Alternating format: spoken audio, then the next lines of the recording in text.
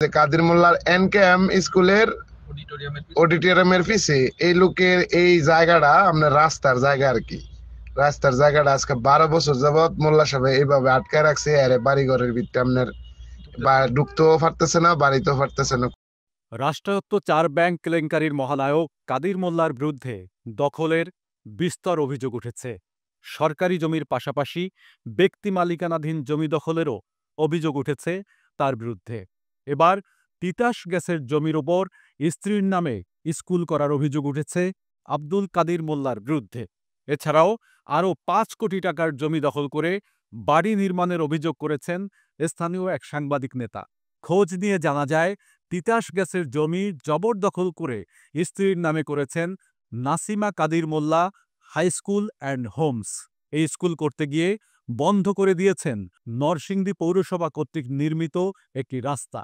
স্কুলের পাশে একটি বাড়ির রাস্তাও বন্ধ করে দেওয়ার অভিযোগ উঠেছে আলোচিত এই শিল্পপতির বিরুদ্ধে।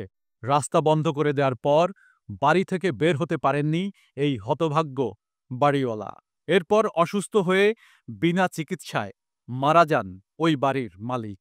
শেষ পর্যন্ত বাড়ির দেয়াল টপকিয়ে তার লাশ বের করা হয়। এই সমস্যাটা কি লাশ এখান থেকে নিতে পারতেছেন না কেন আপনারা? এই রাস্তাটা ওই বাড়ির রাস্তা উনি ক্লোজ করে ফেলছেন। জি জি, যখন ক্লোজ করে তখন এলাকাবাসী না করছে যে রাস্তা রাখেন, কিন্তু উনি রাস্তা রাখেন নাই। তাহলে কি এখন আপনি বেরোবেন কোন দিক দিয়ে? গ্যাসের জমি দখল প্রসঙ্গে স্কুলের প্রধান শিক্ষক ইমান হোসেনের কাছে জানতে চাইলে তিনি বলেন, কিছু স্থাপনা ইতোমধ্যে ভেঙে ফেলা হয়েছে, এর বেশি কিছু তিনি বলতে রাজি হননি।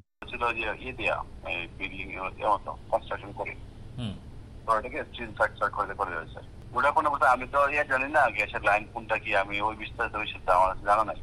নরসিংদী প্রেস ক্লাবের সাবেক আহ্বায়ক ও এটিএন বাংলার সাংবাদিক বেনজির আহমেদ নিখাত খবরকে বলেন, মোল্লা শুধু তার শাশুড়ির জমি দখল করেননি, তিনি ক্রীড়া সংস্থার ২৭% ও তিতাস গ্যাসের জমিও দখল করে স্কুল নির্মাণ করেছেন স্ত্রীর নামে।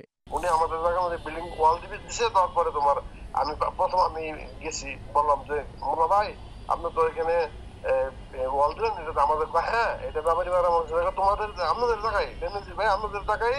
আচ্ছা ঠিক আছে, এটা কার নামে? আমি বলছি এটা আমার শাশুড়ির নামে। পরে বললো যে কাগজপত্র দিয়ে আমি আপনার টাকা দেওয়া দিব না, আমার শাশুড়ি নিয়ে আসেন। মোল্লা ভাই নিজেই ভাই আপনি শনিবার দিন আসেন। আমরা গেলাম, সন্ধ্যার সময় যাওয়ার পর আমাদের আদর আপ্যায়ন করলো, করার পরে কাগজপত্র নিয়ে বসলাম। বসার পরে এটা ফাইনাল হলো জায়গা আমাদের। পরে বললো এটাতে দালালে চলেছে, আপনি মামলা করে দেন। গাড়ি আপনি হঠাৎ করে কি বলেন, দালালে আবার আমার টাকা বিক্রি করে কেমন? পরে উনি আপনি মামলা করে দেন, আমি টাকা দিতে পারবো না। এ বিষয়ে এলাকাবাসী জানায়, দীর্ঘদিন ধরে বন্ধ হয়ে আছে জেলখানা মোড় থেকে সঙ্গীতা যাওয়ার রাস্তাটি। এই রাস্তাটি চালু হলে ঢাকা সিলেট মহাসড়ক থেকে অফিস পাড়ায় প্রবেশের একমাত্র রাস্তায় যানজট কমে যেত। অসুবিধা কি গেলে? সমস্যা আছে। আরে জায়গা না না না, আরে এটা যাওয়া যাবে না। বুঝেন না, এটা তো গ্যাসের রাস্তা। রাস্তা হইলে রাস্তা, এটা আমরা কইলে লাভ হইবে। ধরুন আপনি আটকা দিলেন, পুরাটা ঘুরে যাওয়ার লাগবে। কোনটা যাবেন, 5 মিনিট লাগবে। আরে কইলাম এন্দা দে একটু এন্দা খোলা আছে গেটটা জায়গা। হ্যাঁ ভাই চাকরি দেখতো না। হ্যাঁ, নরসিংদী পৌরসভার সাবেক মেয়র আমজাদ হোসেন বাচ্চু বলেন, জবা টেক্সটাইল থেকে জেলখানা মোড় পর্যন্ত রাস্তা নির্মাণের প্রধান পরিকল্পনাকারী ছিলেন প্রয়াত মেয়র লোকমান হোসেন। এরপর তার ছোট ভাই সাবেক মেয়র কামরুজ্জামানও সড়কটির উন্নয়ন করেছেন। এরপর আমিও কাজ করেছি, কিন্তু স্কুলটির জন্য এ রাস্তাটি আর পুরোপুরি চালু করা সম্ভব হয়নি। তিনি আরও বলেন, রাস্তার জমি তিতাস গ্যাসের। বিবাড়িয়া থেকে নরসিংদীর চিনিশপুর অফিসে এ রাস্তার নিচ দিয়ে পাইপে করে গ্যাস আনা হয়েছে। রাস্তার কাজ করতে গেলেই যে কোনো সময় ঘটতে পারে দুর্ঘটনা, এমন শঙ্কার কথা বলে রাস্তার উন্নয়ন কাজে বাধা দিতেন তিতাস গ্যাস। কোনো কারণে পাইপলাইন ক্ষতিগ্রস্ত হলে ভয়াবহ বিস্ফোরণ ঘটতে পারে।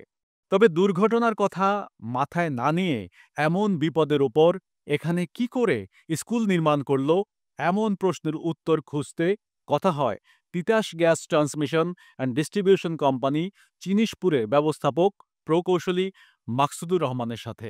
তিনি এ প্রতিবেদককে বলেন, এ লাইনটিতে কোনো বিপর্যয় দেখা দিলে মহা বিপদের সম্মুখীন হবে গোটা অঞ্চল, যে কারণে আমরা গ্যাসের জমির উপর পাকা আধা পাকা কোনো স্থাপনা নির্মাণ করতে দেই না এবং রাস্তা করতেও বাধা দেই।